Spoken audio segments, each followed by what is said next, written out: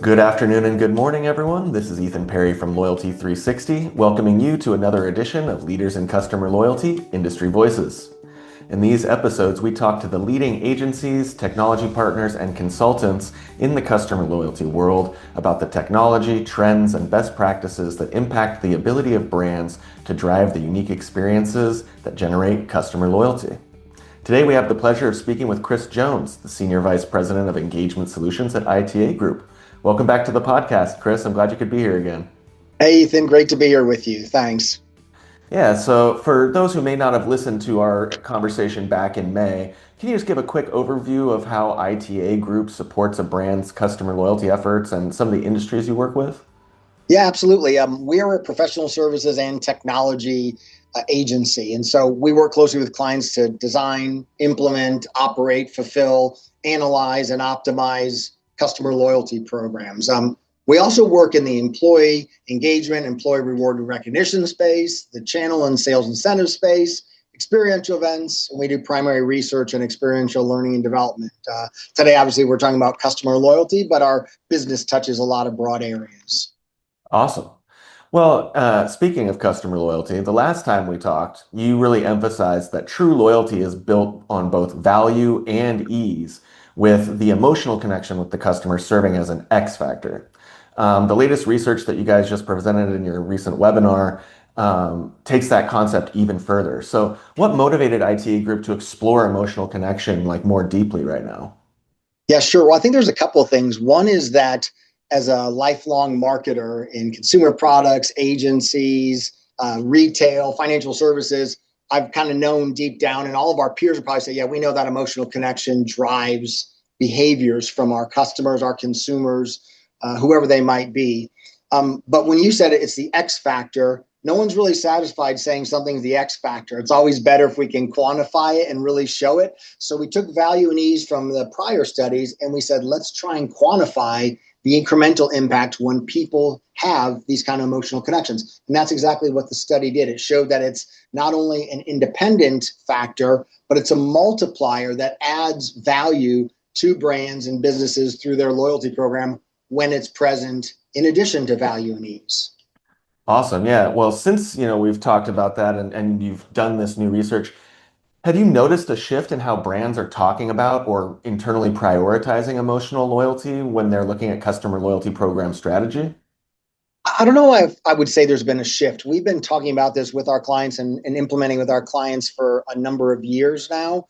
But what I do think is research like the one we've recently published is giving marketers and loyalty leaders additional confidence to pursue it, where it wasn't just like, as you said, an X factor, it's a quantifiable driver of incremental benefit. So I think people are not only continuing to talk about it, but they're feeling increasingly confident acting on it, moving in that direction, taking steps to really inject it into their programs. Awesome. Well, I know that some of the research findings really revealed that advocacy is co-influenced by both the perceived benefit on the part of the customer and their emotional connection to the brand. What surprised you most about how those two elements kind of interplay with each other? I mean, I don't know if it surprised us. I think, again, we're just really glad that we can bring insights to the industry that proves quantitatively that they're both playing a factor. And so maybe people who see the study would be surprised that, oh, good, we finally got it quantified in a way we say, this is 4 times the impact.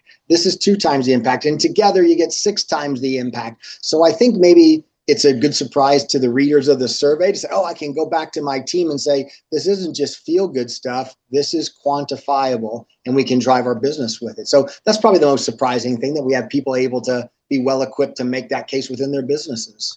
Certainly, yeah. And I know that the KPIs around that are can be difficult to quantify, especially when you're going to justify a spend within your loyalty program. So I think that that research is really interesting and provides some folks with some ammunition to have in those discussions about the importance of it. Sure. I hope Um, so. Yeah. and I think one thing that kind of plays into emotional loyalty, and it's something that we talked about in our last conversation, is signature experiences that are of and from the brand. Mm-hmm. In your research, you guys emphasized customer appreciation is a key way to be an emotional loyalty driver. How can brands operationalize appreciation beyond simply giving discounts in a way that's going to authentically resonate with people? Yeah, it's probably one of the most important, one of the most complex things that we do with clients to drive that part of their business. I think it's first important to start out with this idea that appreciation is a feeling that your member senses. It's not something that you tell them you're appreciated. You've got to show it and then they feel it. And so it's not a program, and how you achieve it is going to be very different brand to brand. I think you might give people special access. You might give them an invitation to a special experience. You have to be personalizing, and you have to be recognizing milestones and moments.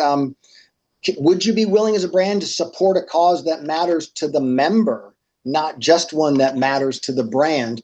I think when you acknowledge those shares values, those are all, which I just mentioned, things that are absolutely free for a brand to do. And they engender a sense of appreciation on the part of the member. So I think it's really important to say we don't appreciate as a brand. We do things that make the member feel a sense of appreciation. And then, the member will hopefully say, wow, that brand really showed me appreciation. So I think there's a lot of things you can do that are, not necessarily financial, but really give people a sense of appreciation.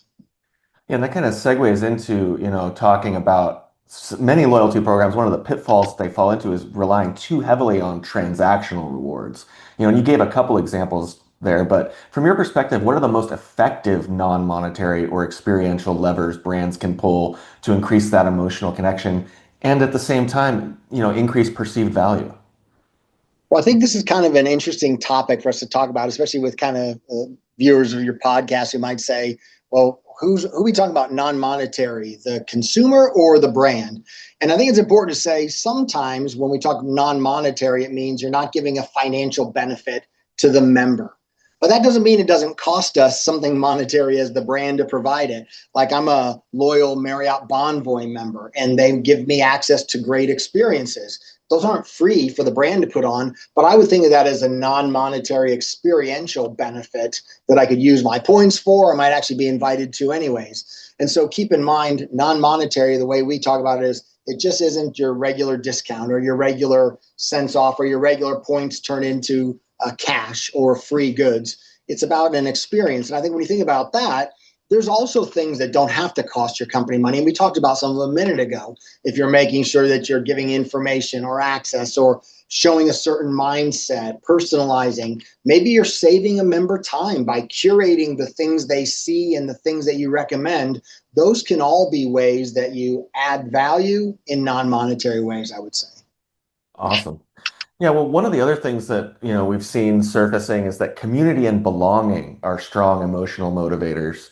How are leading programs cultivating a sense of shared identity or participation in their loyalty program among the members? Well, I think there's a lot of brands that have kind of what I would not in a negative way say is borrowed interest, right? They've connected their brand to some other cause and together they both care about it, but it's not always rooted directly in the brand.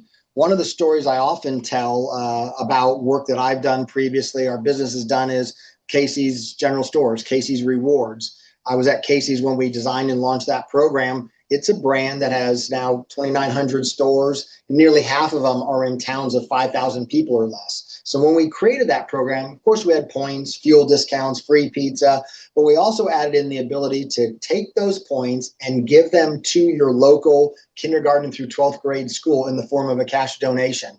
So that's not just connecting with a cause, that's connecting to a personal cause for the people in those small towns, and is doing it in a way that's true to the brand because Casey's was loved for showing up in those small towns when other retailers probably wouldn't be present. So it's important to the consumer, it's true to your brand, and it's actually showing appreciation in a shared way. So I think that's one of the best examples. We still talk to clients about how would we emulate something like that. Not every brand's going to do that, but what's true about your brand and how we bring that to life in your program. That's awesome. That's a great example. Um, so we kind of touched on this earlier, but a major barrier for a lot of loyalty leaders is internal advocacy. Convincing all of the stakeholders that emotional loyalty can drive measurable ROI. So, what advice would you give on selling this concept internally, particularly to finance or operations leaders who love to focus on hard metrics? Well, I think there's probably three things I would suggest. One is if you're just getting into this world, or even if you're in a loyalty program, this new research that you and I have been talking about actually shows quantifiably across several different, very disparate industries that those dynamics are present. So you could lean into that research. The second thing we do with clients is we take an actual program and we show the ROI that you get from members relative to non-members. And so quantifying what's happening in the program, something we do, with one of our clients recently, the CFO said, I've got questions about whether this actually generates positive ROI. And we developed a pro forma P&L just for the loyalty program. And their finance team came back and said, yeah, we validate that. This is accretive to our business. And then the third option is if you don't have the data and you want to say, well, I see the research, but what can I tell? We also build kind of what if models and kind of assumption based P&Ls for programs for our clients to show them what kind of outcomes they could expect, but also what kind of outcomes would they need to yield a positive ROI. And all three of those kind of have an important role depending on where you are in your journey. Awesome. Well, that's great advice. And I think that anyone can glean something from that to take to help quantify this sometimes ethereal topic. Mm. So looking ahead, like at the near future, like how do you see some of the emerging technologies from, AI and predictive analytics and all of those things? How do you see that enhancing or potentially diluting the emotional aspect of customer loyalty? Yeah, I mean, I think it's fair to say I believe and our business believes that AI will enhance those capabilities. If you think about some of the topics we've talked about, curating information, personalizing experiences, determining the next best offer for you, not for people who are sort of like you, but specifically for you, AI has the ability to unlock that at scale in a way that humans alone would struggle to do regularly. So we're confident that it's got a role. Like anything, though, you said kind of could it dilute it?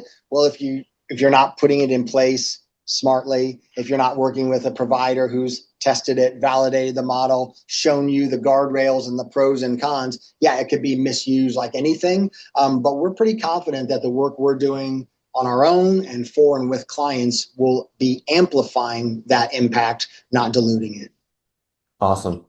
Well, finally, Chris, what's the next frontier for ITA Group? Like, what do you guys intend to focus on in the end of this year and in 2026? Well, you kind of know where we're heading with customer loyalty based on the research we've done and the work we've talked about. One of the things we're doing, which we feel like we're kind of uniquely positioned to do, when I mentioned earlier that we're in the employee reward and recognition space, the channel incentive space, and the customer loyalty space, is we're working with clients to connect the dots between those. Oftentimes, those are kind of independent programs. And we know, kind of, again, like people would say intuitively, yeah, employee experience can never, is going to constrain or enable your customer experience. We believe that, and we see it in our clients' businesses. And so we're working to really connect those dots with clients to show them how can this program for employees, this program for your distribution channels, and this program for your consumers be more synergistic with one another. So that's kind of a next big frontier for us. That's awesome. Can't wait to see what you guys do. Yeah, love to share it. Yeah. Cool. Well, that brings us to our world famous quickfire questions. These are a different set Yes. than you did last time. So Oh, we'll okay. All keep right. it, yeah, we like to keep it to one word or phrase so that we can keep it short, but I'll just jump right in. All right. Good. What is your favorite word? Family. What is your least favorite word? Goodbye. What excites you? New ideas. What do you find tiresome? Uh, Process and policy. What book do you like to recommend to colleagues? Oh, the Daily Stoic is a fascinating one. What profession other than your own would you like to attempt? Oh, I'd love to be a studio musician. What do you enjoy doing that you don't get to do very often? See my older sons in person. Hmm. What inspired you to become the person you are today? Probably my dad. Yeah. And what do you typically think about at the end of the day? Hmm. Well, when I'm thinking about something that wasn't the day that went on, it's probably planning a trip somewhere or a next adventure. And how do you want to be remembered by your friends and family? I hope I be remembered as generous, figuratively and literally. Awesome. Well, Chris, thank you so much for taking the time to come back on Leaders in Customer Loyalty. It was great getting updates from you on everything ITA Group is doing, and we look more forward to seeing the research report when it drops and learning more from you and the team in 2026. Yeah, thanks for having me, Ethan, and thanks for the work you do on behalf of the industry and the expertise of the industry. So appreciate it. Thanks so much. And I want to thank everyone else for tuning in to Leaders in Customer Loyalty Industry Voices. If you haven't already, please be sure to subscribe to Leaders in Customer Loyalty podcast wherever you get your podcasts. Follow Loyalty 360 on YouTube and LinkedIn. And please join us every Tuesday for Industry Voices. We'll see you next time.